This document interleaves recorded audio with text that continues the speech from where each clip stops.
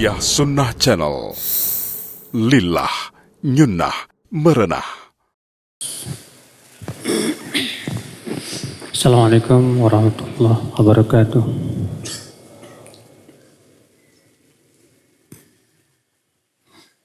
Innal hamdalillah nahmaduhu wa nasta'inuhu wa nastaghfiruh. Wa a'udzu billahi min shururi anfusina wa min sayyiati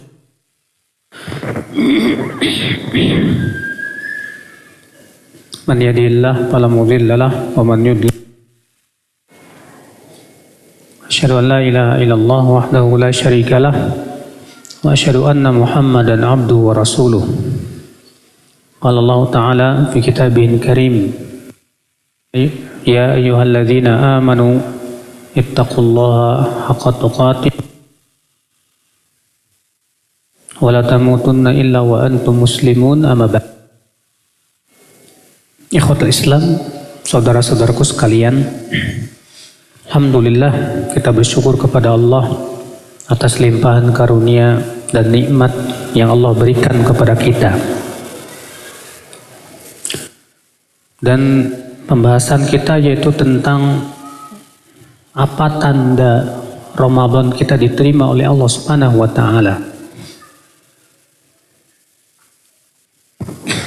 Karena penting saudaraku, ya, kita memperhatikan amal kita diterima atau tidak itu hendaknya menjadi perhatian kita. Ali bin Abi Thalib berkata, la yahummuka qillatul amal walakin ihtam bil qabul. Jangan kamu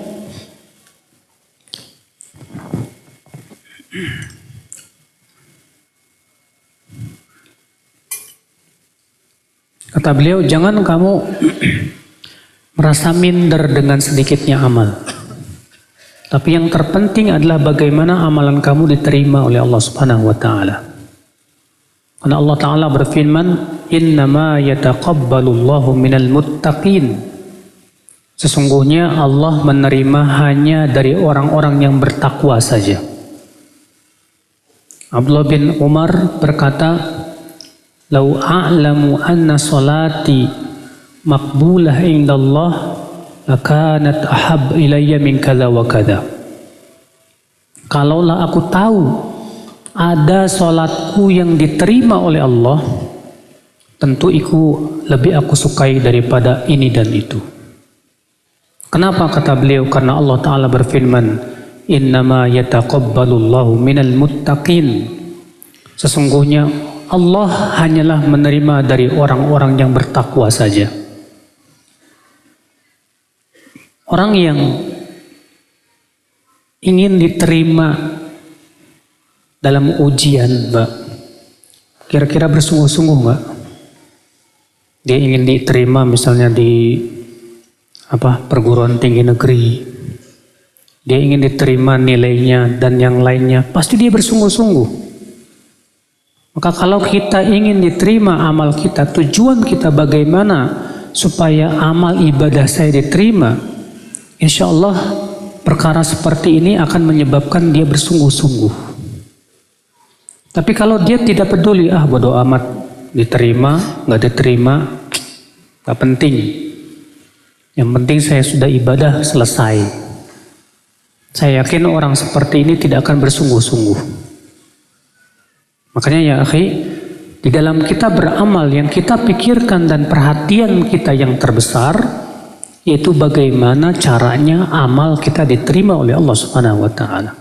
Tentunya ya, tanda-tanda amal Ramadan kita, demikian pula amalan-amalan kita di bulan Ramadan diterima, itu ada beberapa perkara yang disebutkan oleh para ulama.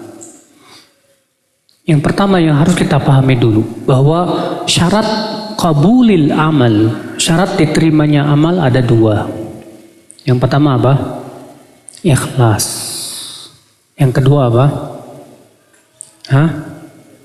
Ittiba'ur rasul, yaitu sesuai dengan contoh Rasulullah SAW. Ikhlas, tapi tidak sesuai dengan tuntunan Rasulullah, diterima? Tidak. Atau sebaliknya, sesuai dengan tuntunan Rasulullah tapi tidak ikhlas, diterima?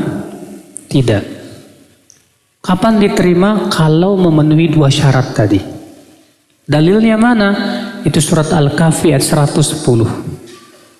Allah berfirman, "Faman kana yarju liqa'a rabbih falyamal 'amalan shaliha." Barang siapa yang mengharapkan pertemuan dengan Rabb-Nya, hendaklah ia beramal saleh. Wala yusyrik bi ibadati rabbi ahada, dan jangan ia sekutukan Allah dalam ibadah. Nah, ini 2 syarat diterimanya apa? Amal. Sekarang kita masuk alamat qabulil amal, atau tanda-tanda amal seseorang itu diterima. Yaitu adamu ruju' ila dzambi ba'da ta'ah. Setelah selesai Ramadan, dia tidak kembali kepada dosa yang dulu ia lakukan. Ya. Yahya bin Mu'adz berkata, "Man istaghfara bilisanihi wa qalbuhu 'alal ma'siyati ma'qudun wa azmuhu an yarji'a ilal ma'siyah ba'da syahr wa ya'ud fa sawmu 'alaihi mardud wa babul qabul fi wajhi masdud." Kata Yahya bin Mu'adz, siapa yang istighfar dengan lisannya tapi hatinya masih pengen balik lagi kepada apa? Maksiat. Dan dia bahkan ingin suatu ketika kalau ada kesempatan ingin balik lagi kepada maksiat. Ya. Padahal di zaman sekarang ada orang, ini bulan Ramadan nggak pacaran dulu.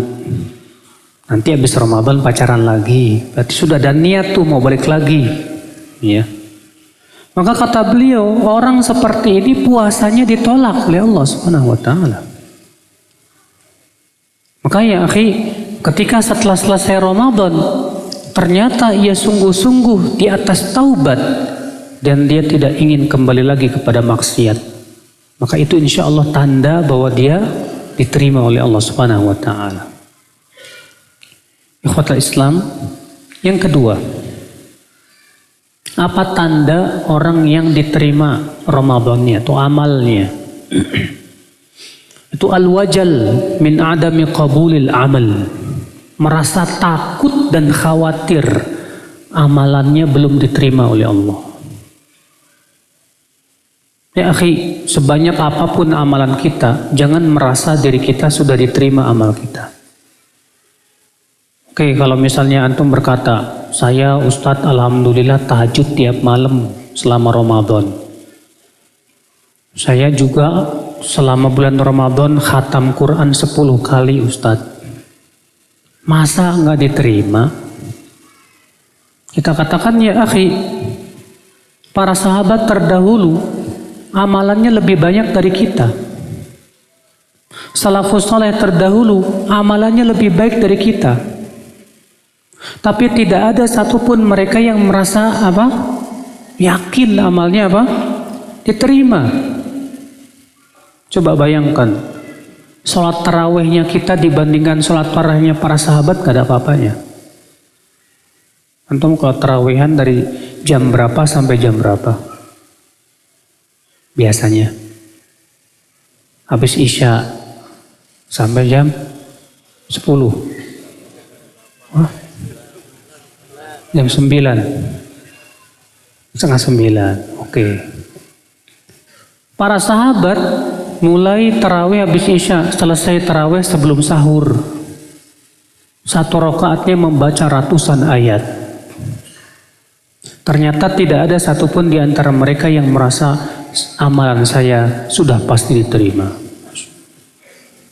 Ikhwata Islam, azan ya Allah wa iyyakum. Ketika Allah turunkan firman Allah dalam surat Al-Mu'minun ayat 60.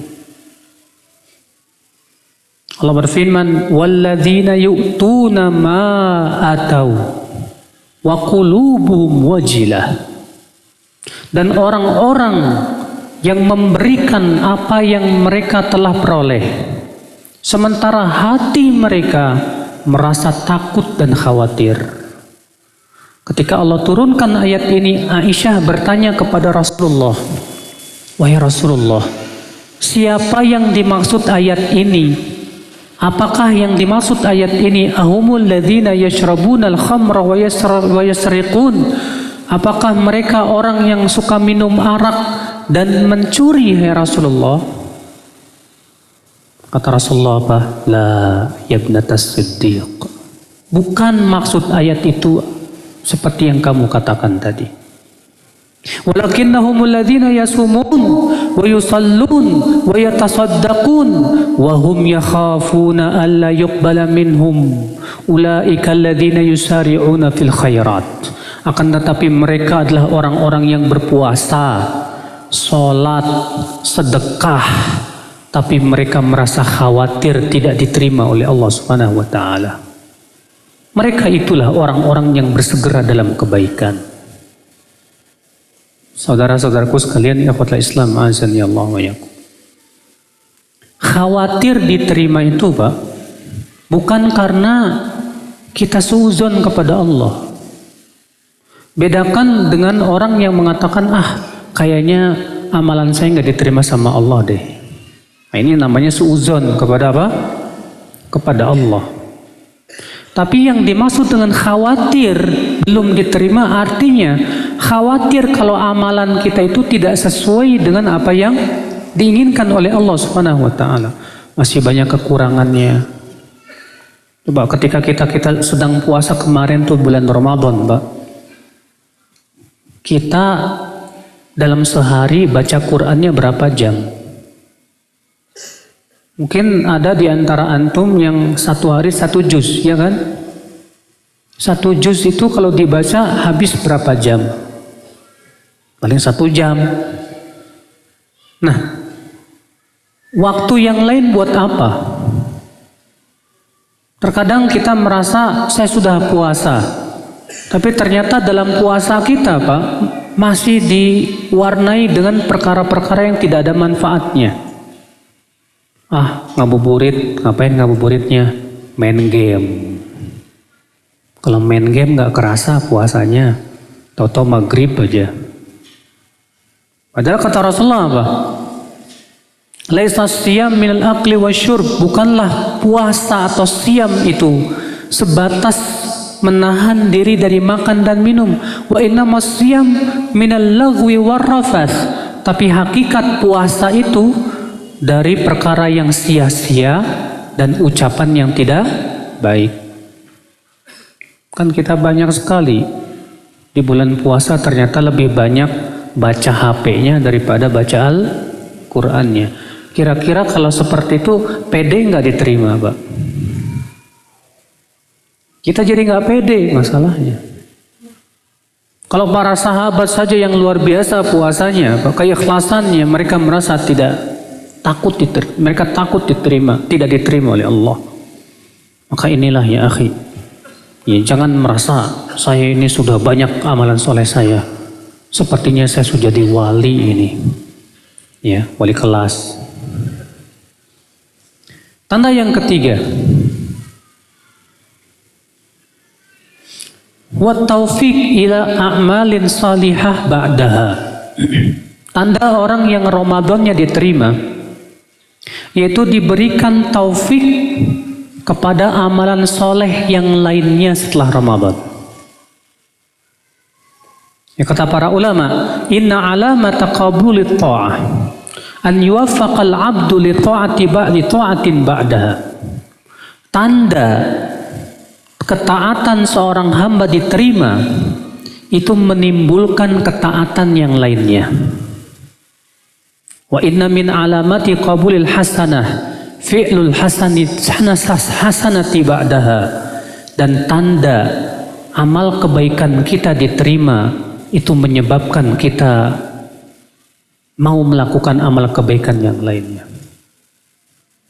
Setelah Ramadan antum jadi semangat baca Quran, alhamdulillah.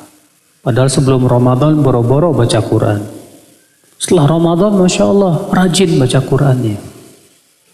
Setelah Ramadan, ternyata antum jadi semangat puasa sunnah. Padahal sebelum Ramadan, boro-boro puasa sunnah.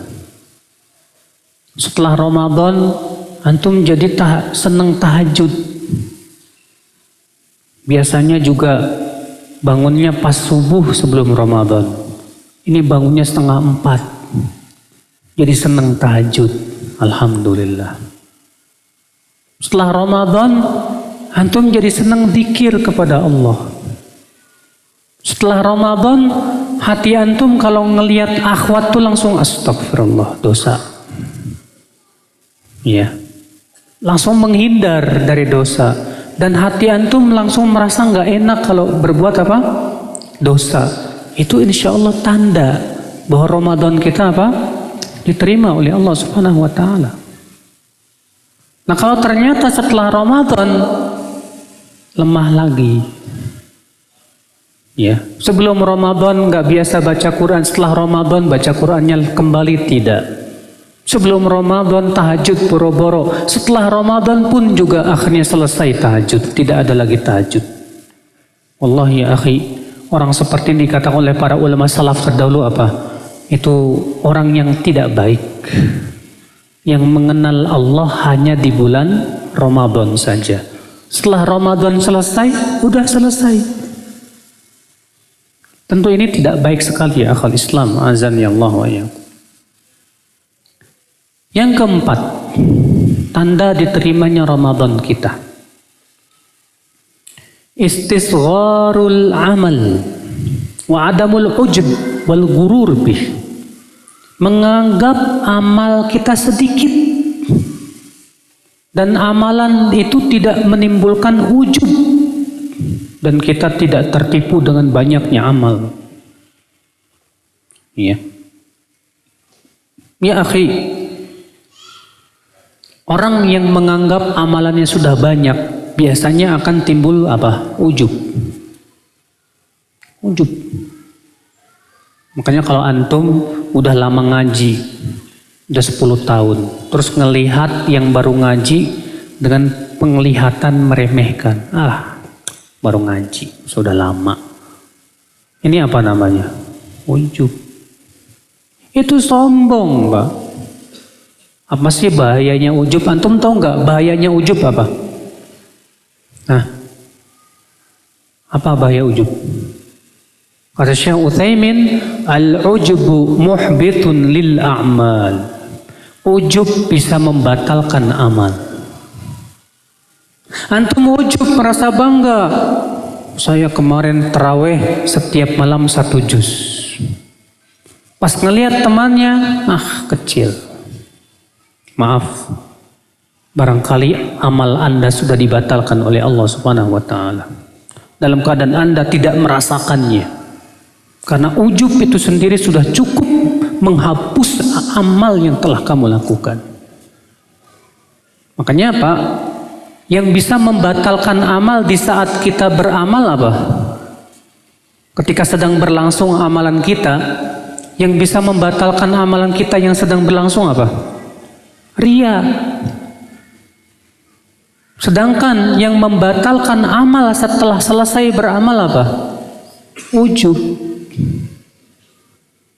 Makanya tugas kita setelah Ramadan ini jangan sampai kena apa? Ujub. Capek-capek 30 hari puasa, setelahnya kena ujub. La haula wala quwata illa billah. Makanya akhi, Ibnu Qayyim rahimahullah berkata, kullama syahidat haqiqatur rububiyah wa haqiqatur ubudiyah wa arafatillah wa arafatin nafs wa tabayyana laka annama ma'aka minal bid'ah la yasluhu lil mulkil haq walau jita bi amali thaqalain khashita aqibatah wa innama yaqbaluhu bi karamihi wa judi wa tafaddulihi. Orang yang mengenal Allah dengan rububiyahnya, dengan hakikat ubudiyah kepada Allah dan mengenal Allah dan dirinya, maka pada waktu itu dia menganggap sedikit amalannya. Iya.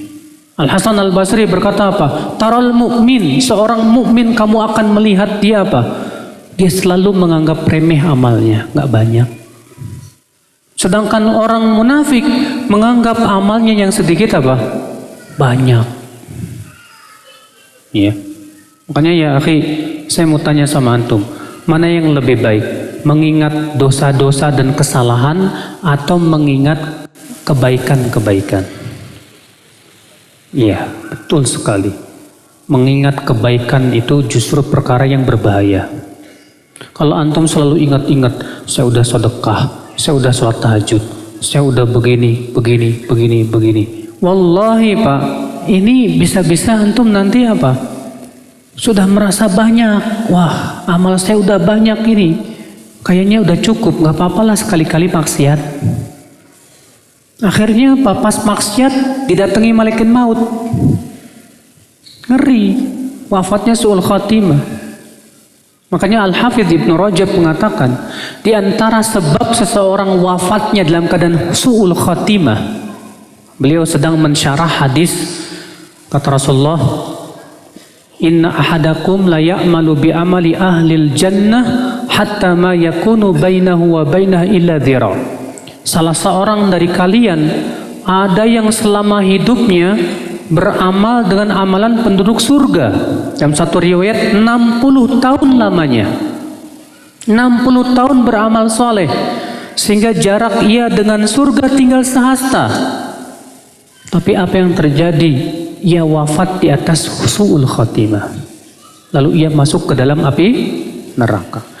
Kenapa dia kok bisa wafatnya su'ul khatimah? Padahal sudah beramal soleh 60 tahun. Kata Al-Hafidh Ibnu Rajab, di antara sebabnya tertipu dengan banyaknya apa? Amal. Dia merasa amalnya sudah banyak, akhirnya tertipu. Akhirnya apa? Menganggap remeh maksiat. Kalau sudah menganggap remeh maksiat, dia lakukan. Makanya ya akhi, iya, tanda orang yang amalnya diterima, dia merasa amalnya sedikit. Kalaupun dia mengingat banyak amal, dia juga berpikir, kira-kira yang diterima sama Allah berapa ya? Antum coba sholat semenjak umur berapa? 15 tahun? Sholat 5 waktu semenjak umur berapa? 4 tahun? Masya Allah. Dari 4 tahun sampai sekarang umur berapa? Hah? 20? Masih jomblo? Masih. Sholatnya jomblo diterima nggak mas? 19 tahun kurangi 4 berarti berapa? 15 tahun sholat. Yakin dari 15 tahun itu yang diterima berapa? Nggak tahu. Makanya kalau kita digoda oleh setan, diingat-ingatkan tentang banyaknya amal, segera kita bergumam, iya saya sholat 5 waktu tapi saya nggak tahu yang diterima yang mana. Sehingga menimbulkan apa? Waspada terus Pak, takut. Ya, kita tidak menganggap banyak amal soleh kita. Dosa saya banyak, amal soleh saya nggak tahu yang diterima yang mana. Masya Allah. Nah ini yang akal Islam. Yang kelima, tanda orang yang diterima amalnya. Hubbut ta'ah wa kurhul maksiyah. Dia menjadi cinta kepada taat dan benci kepada maksiat. Ini tanda amalnya diterima.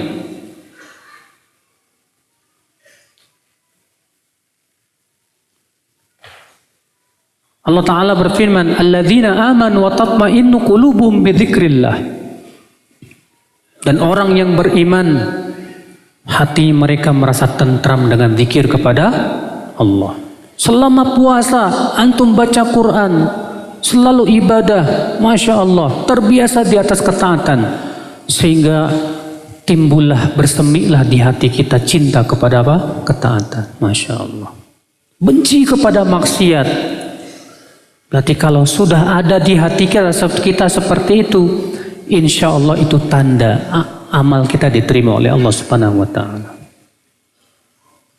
Mencintai ketaatan, konsekuensinya apa? Mencintai orang yang berbuat taat. Kalau antum melihat orang yang pergi ke masjid, Masya Allah, saya kok seneng ya ngelihat orang yang pergi ke masjid. Kalau antum melihat ada orang yang melaksanakan sunnah Rasul, Masya Allah. Saya kok seneng sama orang yang menghidupkan sunnah Rasul ya. Tapi kalau antum melihat orang yang mengamalkan sunnah Rasul kok jadi nggak suka. Saya kok males ya ngelihat orang yang mengamalkan sunnah Rasul. Nah, kenapa? Kok bisa malas? Nah, saudara-saudaraku sekalian, ini tanda yang kelima.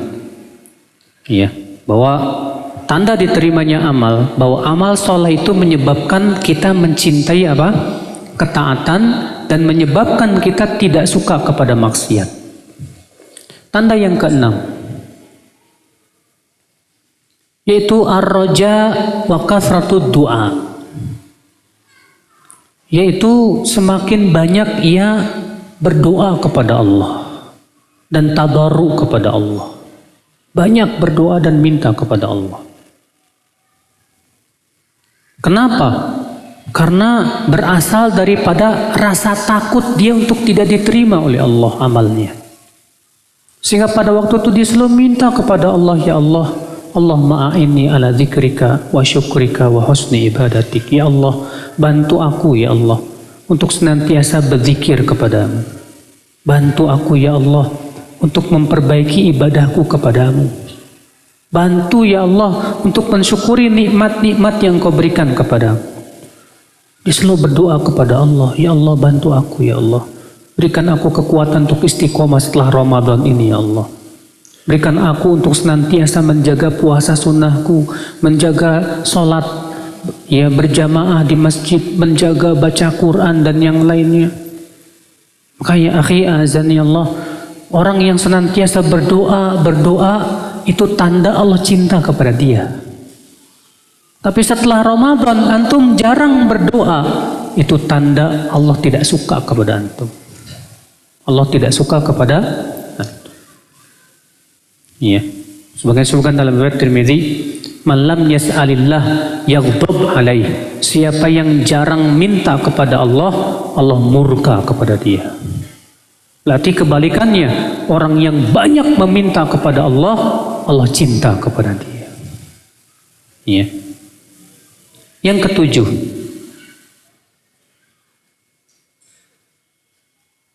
kasratul istighfar, menjadikan dia banyak beristighfar kepada Allah, minta ampun.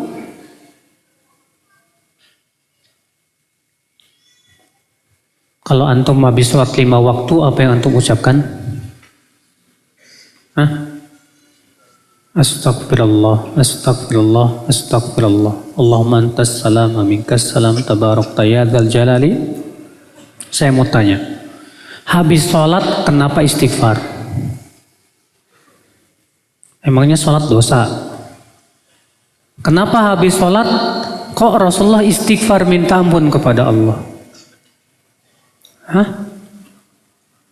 Iya betul. Karena khawatir di dalam sholat kita ada sesuatu yang menyebabkan sholat kita berkurang. Makanya kita berkata apa? Astagfirullah, astagfirullah, astagfirullah. Demikian pula setelah Ramadan selesai kita jadi banyak istighfar. Kenapa? Khawatir saya melakukan perbuatan-perbuatan yang menyebabkan pahala puasanya hilang. Maka banyak istighfar kepada Allah Subhanahu wa taala. Iya. Maka berbahagia Pak orang yang memperbanyak istighfar dalam hidupnya itu, Masya Allah. Dan istighfar itu sendiri ya mempunyai disebutkan dalam ayat-ayat. Yang pertama, membuka pintu-pintu rezeki. Orang yang banyak istighfarnya, maka Allah buka pintu-pintu rezeki kepada dia. Allah berfirman, "Faqultu astaghfiru rabbakum innahu kana ghaffara yursilis samaa'a 'alaikum midrara." Aku berkata, istighfar kalian kepada Allah. Sesungguhnya Allah Maha Pengampun. Niscaya Allah akan mengirimkan hujan kepada kalian dan Allah akan memberikan kepada kalian harta dan anak-anak. Maka ya akhi, banyak istighfar itu membuka apa? Pintu rezeki. Yang kedua apa? Banyak istighfar itu menahan adab. Sebagaimana Allah berfirman dalam surat Al-Anfal, wa ma kunna mu'adzibina wa ma kana Allahu liyu'adzibahum wa hum yastaghfirun. Allah tidak akan mengadab mereka selama mereka masih istighfar kepada Allah. Berarti selama masih istighfar, Allah tahan adab kepada kita. 10 menit. Baik. Yang ke-10. Yang ke-10 lagi. Berapa? Ke-8. Yang ke-8, menimbulkan takwa. Tanda diterimanya Ramadan kita menimbulkan takwa. Dalilnya surat Al-Baqarah ayat 183. Allah berfirman, ya ayyuhalladzina amanu kutiba alaikumus siyam kama kutiba alal ladzina min qablikum la'allakum tattaqun. Wahai orang-orang yang beriman, diwajibkan atas kamu berpuasa sebagaimana diwajibkan atas orang-orang sebelum kamu. Allah mengatakan apa? Agar kamu bertakwa. Berarti tujuan puasa itu apa? Menimbulkan takwa. Lah, ternyata ada orang setelah beribadah, setelah puasa tidak menimbulkan takwa. Kata Syekhul Islam Taimiyah apa? Itu tanda bahwa amalnya belum diterima oleh Allah. Makanya akhi, setelah Ramadan sudahkah kita menjadi orang yang bertakwa kepada Allah Subhanahu wa taala? Setelah sholat, setelah baca Quran, apakah itu menimbulkan takwa atau tidak? Nah, itu yang ke-8, ya. Bahwa tanda Ramadan kita diterima yaitu menimbulkan ketakwaan kepada Allah Subhanahu wa taala. Yang ke-9, tanda diterima al-mudawamah al-a'malis salihah, yaitu dia menjadi terbiasa dengan amalan soleh sehingga menjadi rutinitas dalam hidupnya. Iya. Bapak tahu tidak, Pak? Kenapa sih bulan Ramadan itu sebulan bukan seminggu? Kenapa Allah wajibkan saum itu sebulan bukan 2 minggu? Ternyata 30 hari itu adalah merupakan batas paling sedikit untuk melatih seseorang supaya terbiasa. Ya. Saya mendapatkan itu dari salah seorang ahli psikologi. Dia bilang bahwa pembiasaan itu butuh kepada 40 hari, Ustadz. Dan paling sedikit 30 hari. Allah syariatkan puasa 30 hari untuk supaya menjadi kebiasaan kita. Supaya terbiasa nih sholat tahajudnya, terbiasa baca Qur'annya, terbiasa puasanya. Jadi kebiasaan dalam hidup kita. Syekh Utsaimin mengatakan seseorang itu akan wafat di atas kebiasaannya. Nah, kalau ternyata setelah sebulan tidak jadi kebiasaan, wah ini pertanda belum diterima oleh Allah Subhanahu wa taala. Allah mensyariatkan di sebulan itu supaya jadi kebiasaan hidup. Lisan terbiasa jadi zikir. Ada sesuatu yang hilang di hati kita. Kalau kita kebanyakan, Pak, setelah Ramadan kehilangan apa coba, Pak? Kehilangan buka puasa. Ya, udah nggak buka lagi ya, gitu. Jarang yang mengatakan, ya, udah nggak terawih lagi. Kangen pengen terawih lagi. Ya. Coba apa? Siapapun yang tanda diterimanya amal, dia akan merasa kangen dengan suasana apa? Ramadan. Masya Allah, di bulan Ramadan, ya, ketika sholat tarawih rasanya nikmat sekali. Masya Allah, di saat bulan Ramadan buka bersama, sahur bersama, Masya Allah, berpuasa rasanya nikmat sekali. Sehingga akhirnya setelah Ramadan terasa manis. Beda dengan orang yang sebaliknya, Pak. Yang kerjaannya cuma ngitung-ngitung Ramadan doang. Lebaran tinggal 28 hari. Baru 1 hari udah dihitung. Rasanya pengen cepet-cepet kapan lebaran. Setelah Ramadan selesai udah seakan-akan ini apa? Aku bebas.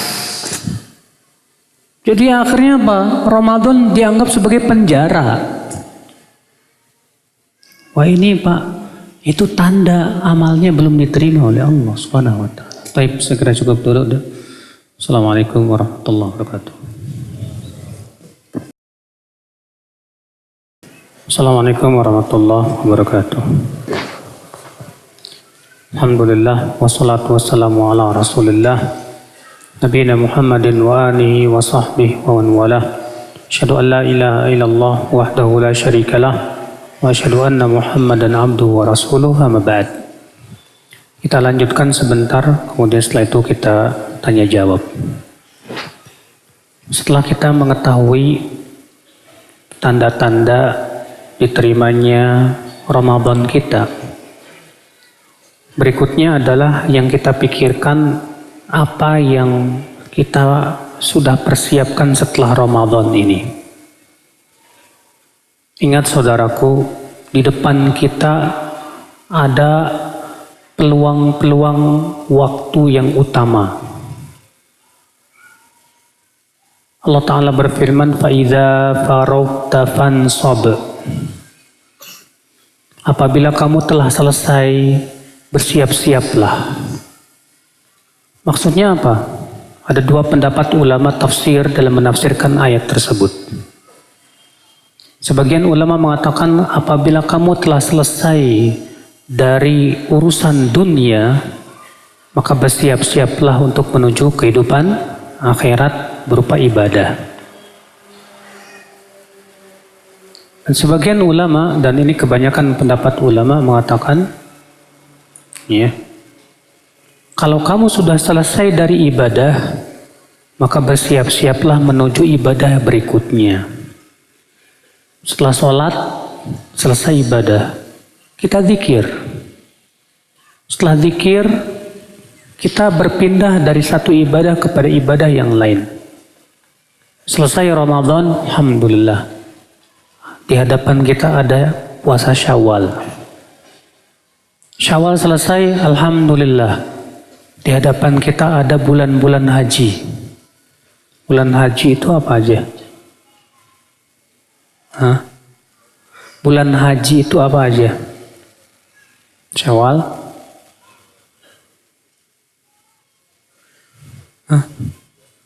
Dzulhijjah?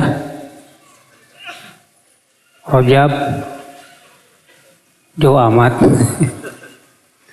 Bulan haji itu Syawal, Dzulqa'dah, Dzulhijjah.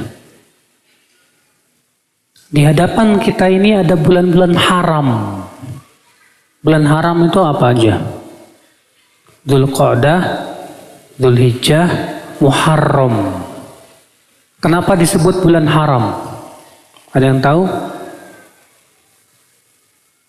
Sama halnya dengan kenapa disebut dengan tanah haram.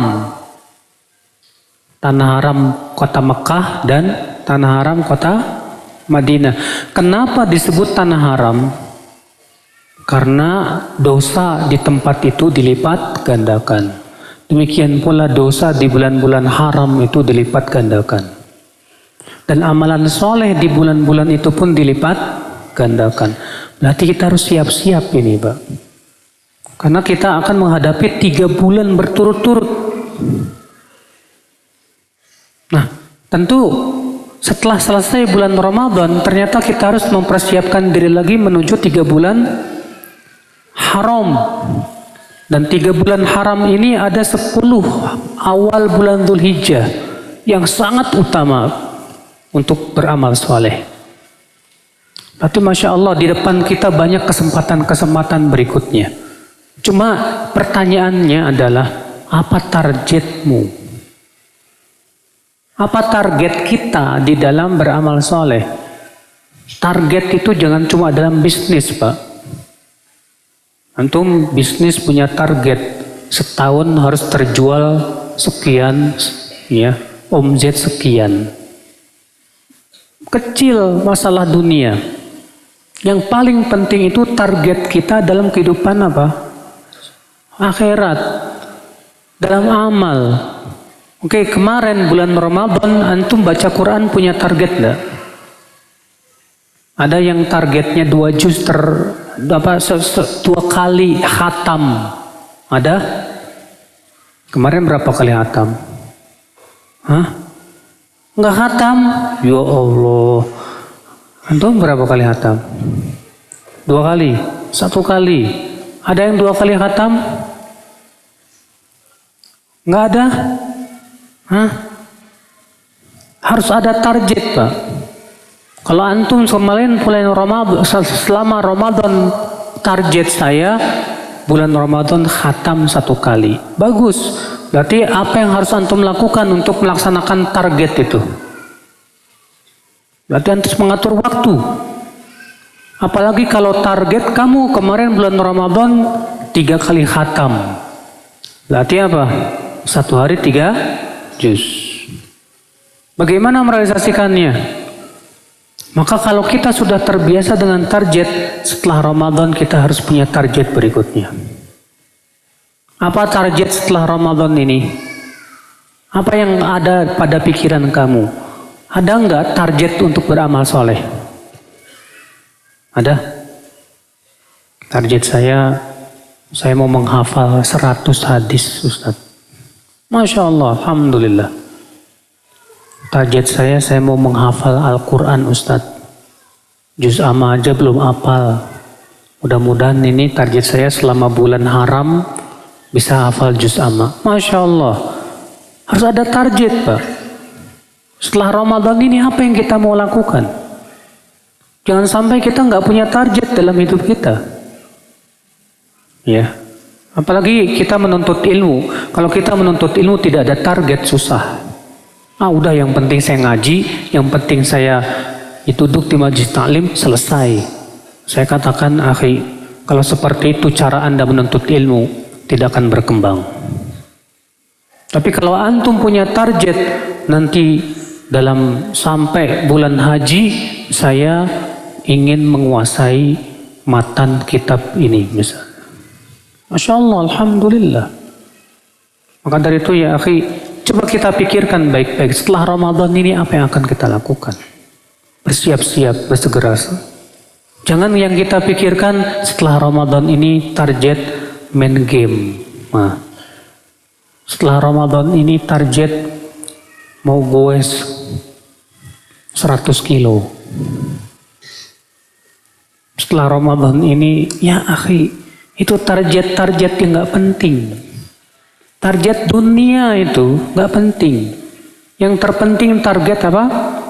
Akhirat kita. Kita sedang berlomba masalahnya. Ya, Allah berfirman apa? Fastabiqul khairat. Berlomba-lombalah dalam kebaikan. Konsekuensi berlomba-lomba itu apa, Pak? Banyak-banyakan. Ya, berusaha sekuat tenaga. Makanya akhi, mari kita persiapkan. Sekarang di bulan Syawal kita istirahat sejenak setelah Ramadan. 3 bulan yang akan datang ini, Dzulqa'dah, Dzulhijjah, Muharram. Bulan-bulan haram yang sangat agung di mata Allah. Kita harus bersiap-siap lagi untuk menghadapi kesempatan beramal soleh. Ini musim-musim beramal soleh. Allahu a'lam. Baik, saya kira cukup. Kita buka tanya jawab. Ustadz, kalau tidak ada satupun tanda-tanda amal yang diterima tadi, gimana Ustadz?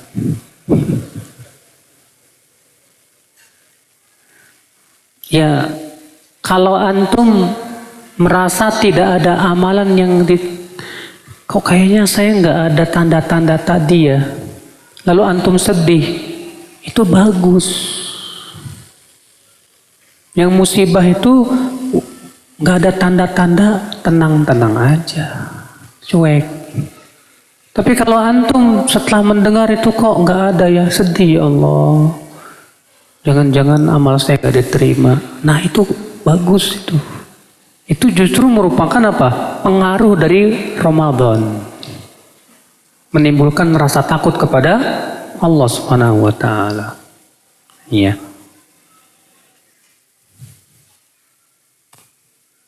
Tadi dijelaskan bahwa konsekuensi cinta ketaatan senang ketika melihat sesama muslim yang selalu taat kepada Allah dan Rasul-Nya. Begitu pula sebaliknya.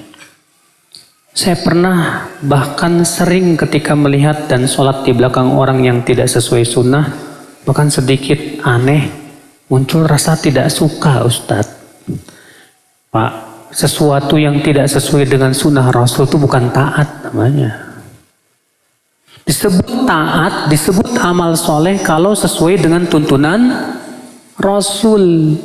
Kalau tidak sesuai dengan tuntunan Rasul, itu bukan ketaatan, itu bukan amalan soleh.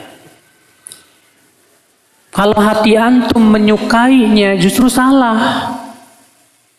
Kita tidak boleh suka kepada orang yang buat ibadah yang tidak pernah dituntunkan oleh Rasulullah Sallallahu Alaihi Wasallam. Justru hati kita harus ada pengingkaran. Maka kalau antum mengingkari, kok cara sholat dia aneh, nggak sesuai dengan tuntunan Rasul. Tadi dulu, antum merasa aneh gara-gara antum nggak tahu atau gimana nih? Karena banyak orang terkadang Pak terbiasa sholat dari kecil begini, pas ngelihat orang yang sholatnya gerak-gerakin, apaan sih itu aneh gitu kan? Nah yang kita merasa aneh ini akibat daripada apa dulu? Kalau akibat daripada ketidaktahuan kita berarti kita harus cari tahu. Tapi kalau merasa aneh dalam artian kita sudah tahu dalilnya pendapat ulama yang sudah kita pelajari dan kita yakin ini jelas tidak sesuai dengan tuntunan Rasul, memang kita harus mengingkari. Ya, harus ada di hati kita.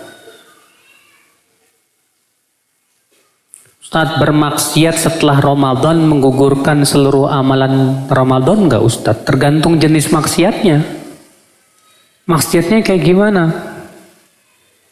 Kalau maksiatnya syirik, jelas batal semuanya. Kalau maksiatnya ujub tadi dengan berbangga dengan amalan, ya batal. Kalau maksiatnya durhaka sama orang tua, bagaimana? Terjadi ikhtilaf para ulama. Apakah dosa besar bisa menggugurkan sebagian amal atau tidak?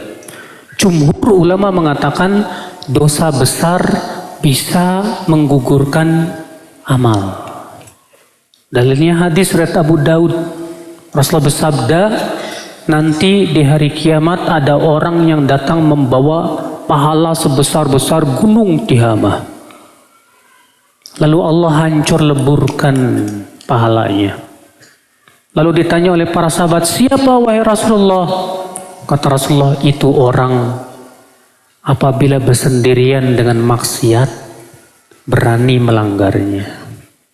Saat dia sendiri, nggak ada orang yang lihat, berani melanggar, gara-gara itu Allah hancur leburkan amalannya. Sehingga kata jumhur itu menunjukkan bahwa dosa besar bisa menghancurkan amal. Hati-hati.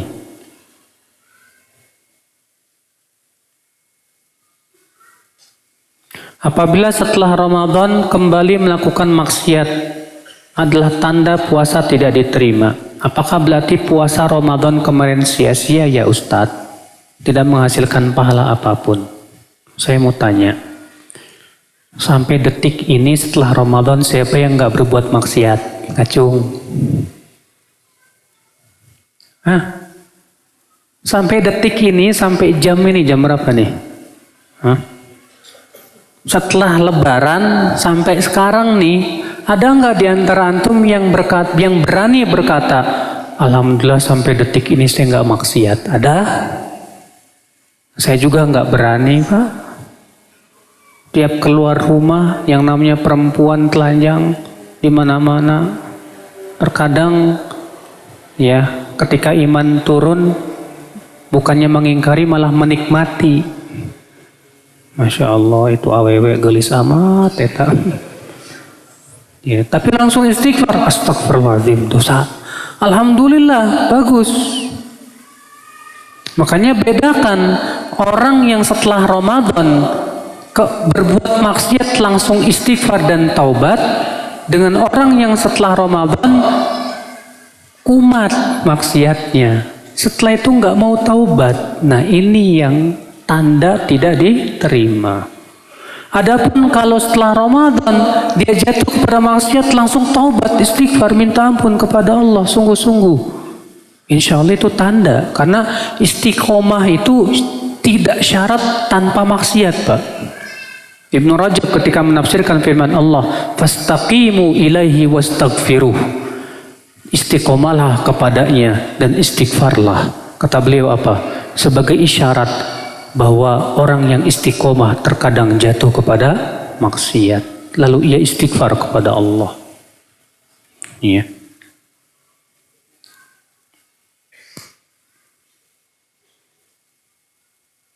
Masuk surga dan masuk neraka tergantung akhir amal kita. Betul.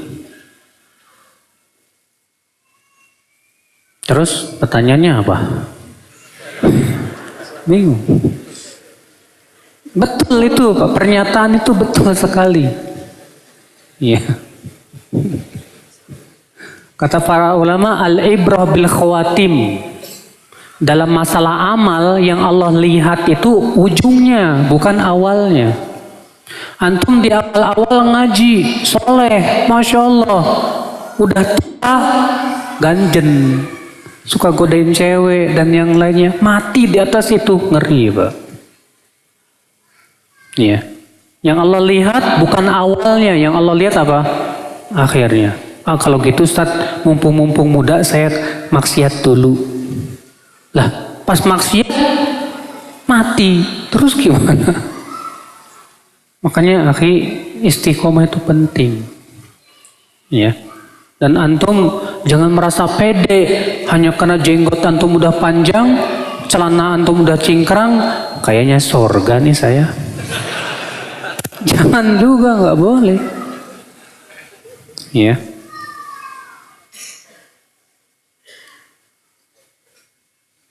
Apa hukumnya parkir di pinggir bahu jalan? Karena ingin kajian biar dekat dengan masjid, padahal ada tanda dilarang parkir. Gak boleh, haram. Emangnya tujuan menghalalkan segala cara? Hanya karena tujuannya mau ngaji, parkirnya sembarangan.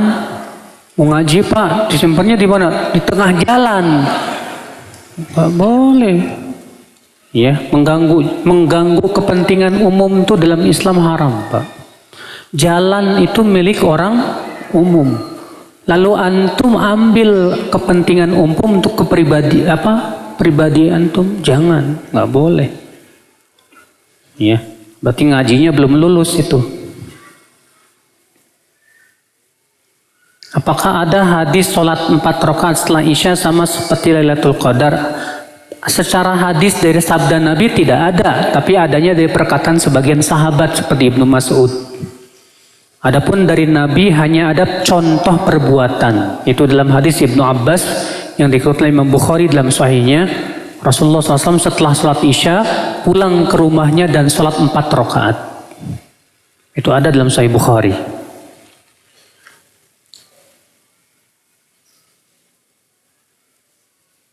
Saya sedang galau. Masya Allah. Galau.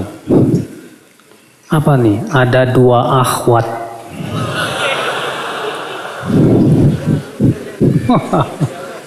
yang mengajukan diri untuk dinikahi oleh saya.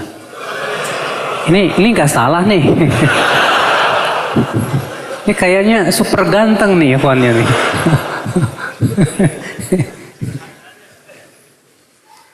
Kedua akhwat tersebut sama-sama baik agamanya.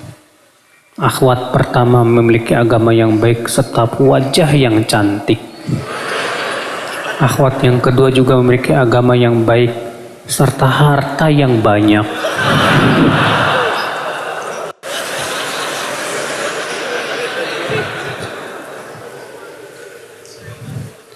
Mana yang harus saya pilih? Karena keputusan akhirnya besok, Ustadz.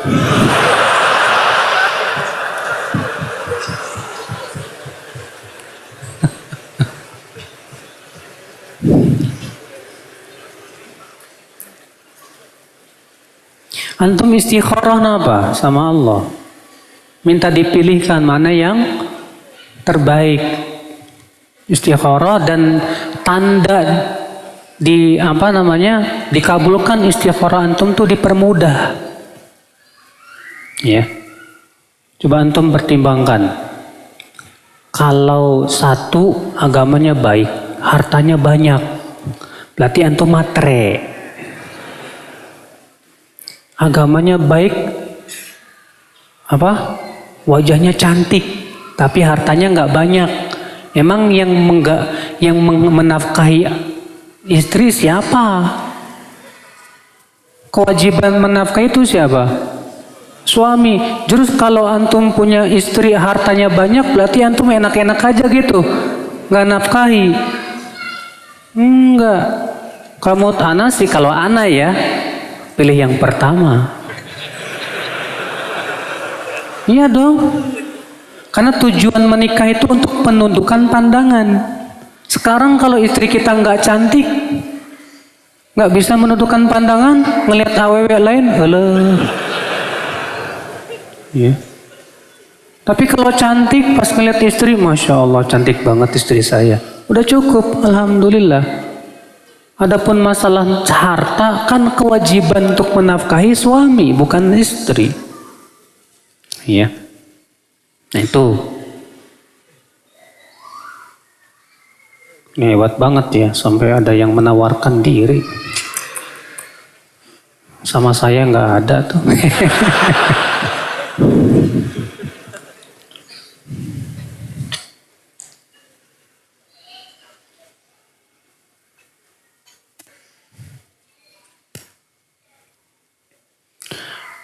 Ada salah satu ustadz yang mengatakan boleh ada khilaf perbedaan dalam masalah akidah. Apa benar ya ustadz? Ya akhi, masalah akidah itu perkara yang sudah menjadi kesepakatan para sahabat, para tabi'in, tabi'ut tabi'in. Kalau sesuatu yang sudah disepakati oleh para sahabat tidak boleh diselisih. Kenapa? Karena ijma itu apa? Dalil. Yang namanya hukum Islam itu dasarnya apa? Al-Quran, hadis, ijma. Maka kalau sudah menjadi ijma para sahabat dan para tabi'in dan salafus saleh, maka tidak boleh ada lagi yang menyelisihi. Siapa yang menyelisihi, maka ia terkena firman Allah dalam surat An-Nisa ayat 115. Allah mengatakan wa may yushaqiqir rasul mim ba'di ma tabayyana lahul huda wa yattabi' ghayra sabilil mu'minin nuwallihi ma tawalla wa nuslihi jahannam wa sa'at masira. Siapa yang menyelisihi rasul setelah jelas kepadanya keterangan dan tidak mengikuti jalannya kaum mukminin, Imam Syafi'i berkata apa? Maksudnya ijma para ulama mereka. Maka kami biarkan ia leluasa dalam kesesatannya dan kami akan bakar ia dengan neraka jahanam. Ayat ini mengancam setiap orang yang menyelisihi ijma bahwa mereka akan dibakar dengan neraka jahanam. Ya.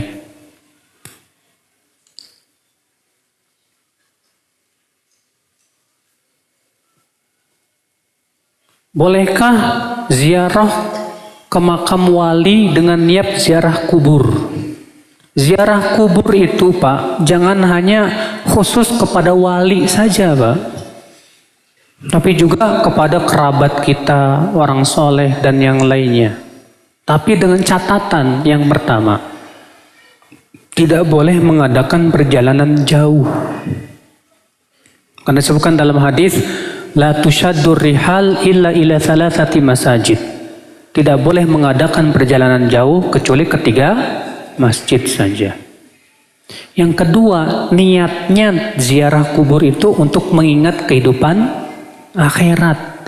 Bukan niatnya mau ngalap berkah. Ya. Karena keberkahan itu milik Allah semata. Tidak boleh menyatakan sesuatu berkah kecuali dengan dalil.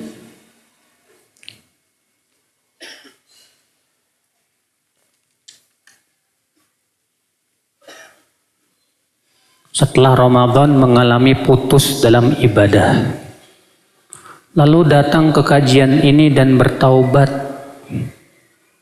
ya, bergegas memperbaiki amalan ibadahnya. Apakah itu berarti tanda Ramadannya diterima? Mudah-mudahan diterima. Kenapa? Karena ketika antum mendengarkan nasihat-nasihat dan ternyata hati antum langsung segera memperbaiki, itu berarti pengaruh dari ibadah. Karena pengaruh ibadah itu luar biasa, Pak. Melembutkan hati. Menjadikan hati itu takut. Ya. Bagaimana jika ada seseorang memiliki perasaan benci dan sangat tidak suka untuk balik lagi kepada maksiat? Ini orang sudah merasakan manisnya iman berarti. Karena disebutkan dalam hadis ada 3 perangai. Siapa yang 3 perangai ini ada pada diri seseorang, dia akan sudah merasakan manisnya apa? Iman. Yang pertama, Allah dan Rasulnya lebih ia cintai daripada segala-galanya. Yang kedua, ia mencintai temannya karena Allah, bukan karena apa-apa. Yang ketiga, ia tidak mau kembali kepada kekafiran, sebagaimana ia tidak mau dilemparkan ke dalam api. Antum Masya Allah, perasaan benci dan gak mau lagi kembali kepada maksiat, berarti antum sudah merasakan manisnya iman. Luar biasa. Ya. Semoga istiqomah terus.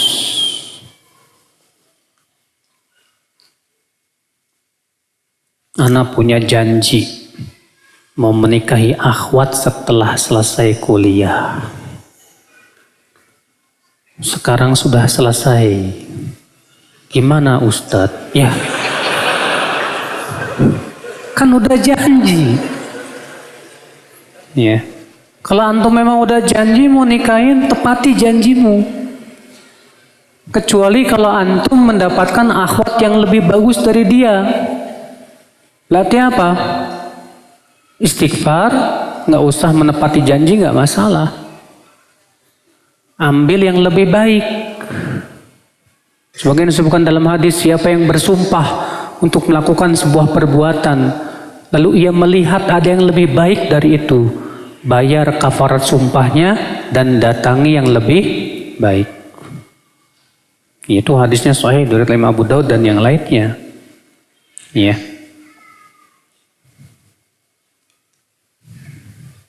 Dia kan janji-janji segala. Emang kenapa sih sampai janji segala? Janji deh mau nikahin kamu habis lulus. Susah memang Pak kalau udah jadi jatuh cinta itu. Saya minta tolong jelasin hukum minta air doa kepada ustadz yang dipercaya berkah. Pak, keberkahan itu milik Allah. Yang kedua, antum minta jampi-jampi dari ustadz itu berupa apa? Doa-doa yang baik, bacaan Quran, untuk tujuan apa? Kalau untuk tujuan ruqyah karena antum sakit gak apa-apa. Ada contohnya di zaman Nabi, di mana Nabi membacakan Al-Quran ke air, kemudian airnya diguyurkan kepada orang yang sakit, maka boleh diminumkan dan yang lainnya. Adapun antum segera minta air dibacain, biar apa? Biar berkah. Mana dalilnya? Ya.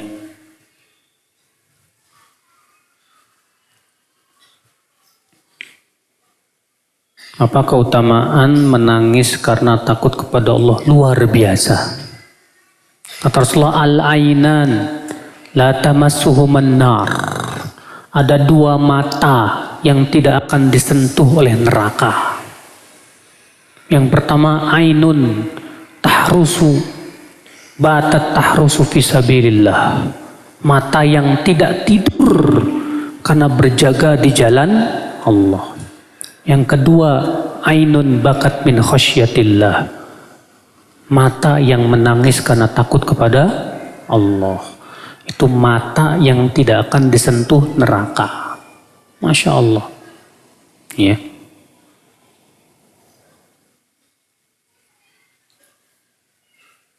Tapi kalau nangisnya karena haru, kadang ada orang Mbak ikut-ikutan nih nangis.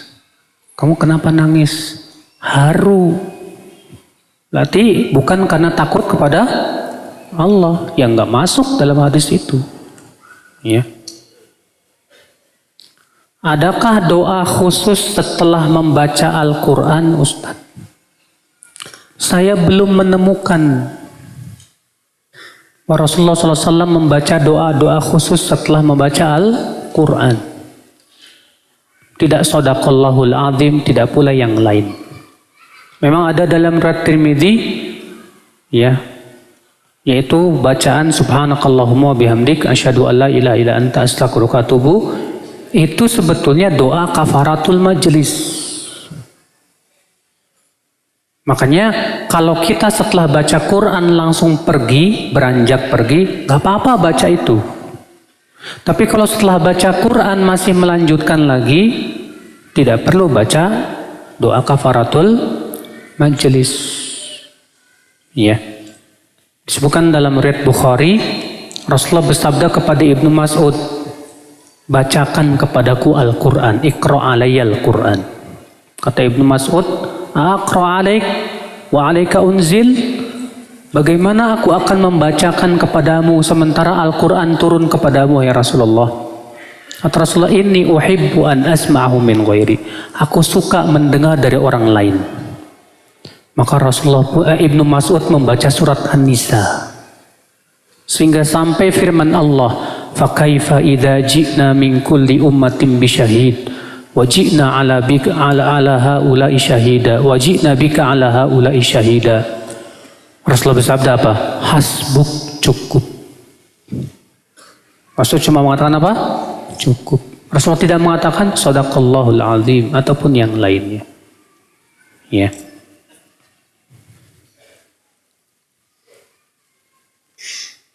Bagaimana cara menasihati istri yang susah tidak wahi untuk ittiba, Ustadz?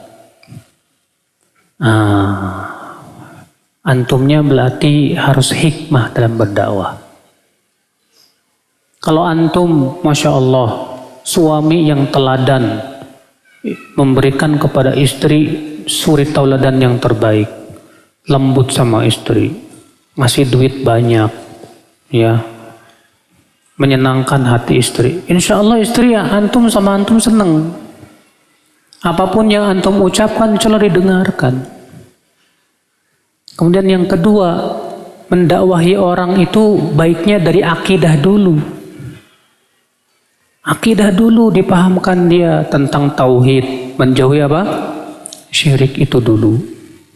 Kalau itu sudah paham, baru kemudian pentingnya apa? Beragama sesuai dengan pemahaman para sahabat. Ittiba kepada Rasulullah SAW. Pahamkan sedikit demi sedikit, pahamkan. Ya, insya Allah kalau dia sudah paham, yakin ikut insya Allah. Cuma butuh waktu aja. Ustadz, gimana ya tips berhenti onani? Kawin. Antum sih jomblo terus. Onani itu haram ya akhi. Onani itu bahaya buat pertama kesehatan antum nanti setelah nikah. Ya. Itu bisa banyak akibatnya. Akibat antum sering onani sebelum menikah, setelah nikah important. Setelah nikah susah membahagiakan istri. Kenapa? Ya, ejakulasi dini dan yang lainnya. Akibat daripada apa? Banyak onani. Banyak mudaratnya. Hati-hati, akhi. Ya, jangan mikirin enaknya doang. Itu dosa. Dan dosa itu pasti akan menimbulkan kesialan nanti. Cepat maupun apa? Lambat.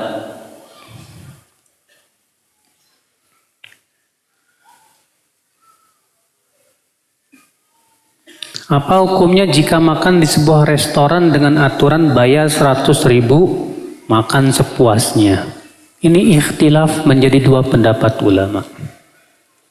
Sebagian mengatakan tidak boleh. Kenapa? Alasannya karena ada goror, ketidakjelasan di situ. Sebagian ulama mengatakan boleh. Karena gorornya tidak banyak, tapi sedikit. Dan biasanya restoran pun sudah memperkirakan muatan perut seseorang. Ya. Maka dari itu pendapat yang saya pilih boleh. Kecuali kalau antum tahu bahwa antum makannya banyak banget. Haram antum beli makan situ. Bikin rugi orang.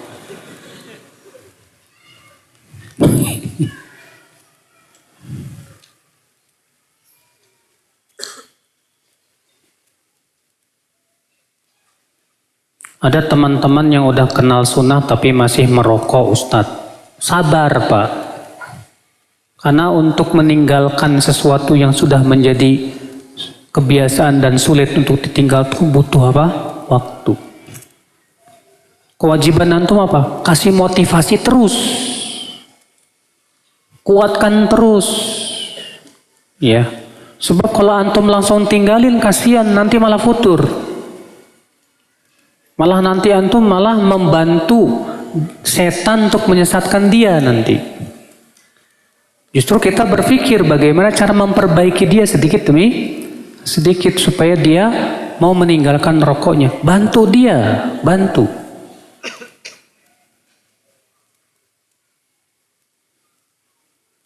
Amalan yang sudah gugur, lalu kita taubat, kira-kira balik lagi enggak ya? Kalau misalnya ada orang yang mati masuk Islam, beramal soleh, murtad dari agama Islam, murtad otomatis amalannya apa? Gugur. Lalu masuk Islam lagi dan taubat dengan benar. Kira-kira amalannya dulu balik lagi apa enggak? Khilaf para ulama. Para ulama berbeda pendapat dalam hal ini. Apakah itu balik atau tidak? Saya belum bisa jawab. Boleh nggak sih Ustadz ngambil ilmu dari Ustadz yang tidak bisa bahasa Arab? Saya mau tanya, Al-Quran bahasa apa? Hadis bahasa apa?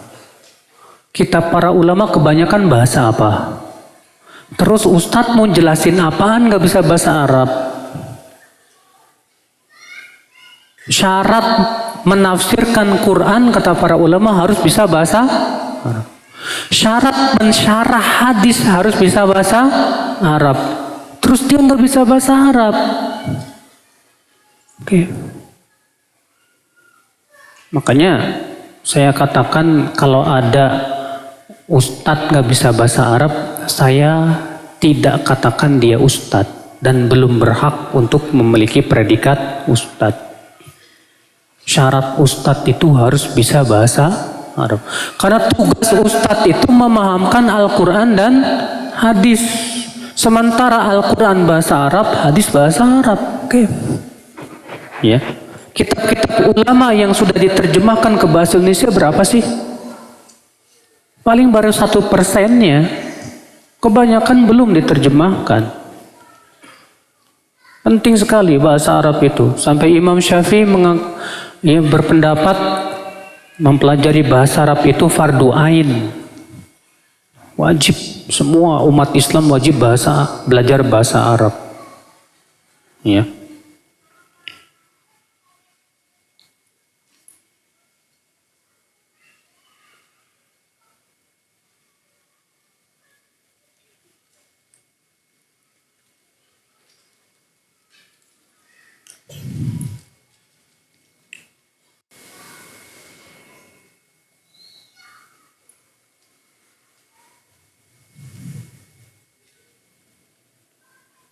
Apa hukumnya fotografi?